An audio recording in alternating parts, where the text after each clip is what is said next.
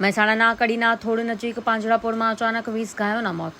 ગાયોના મોતને પગલે નાગરિકોમાં રોષ ફેલાઈ ઉઠ્યો છે. ગાયોના મોતની પાછળ ખોરાકની અછત હોવાનું પ્રાથમિક તપાસમાં અનુમાન લગાવવામાં આવી રહ્યું છે.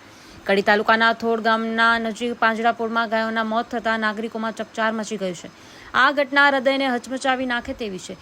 30 ફૂટના શેડ નીચે 450 ગાયો કઈ રીતે રહી શકે, એક મોટો પ્રશ્નાર્થ ઊભો થયો છે.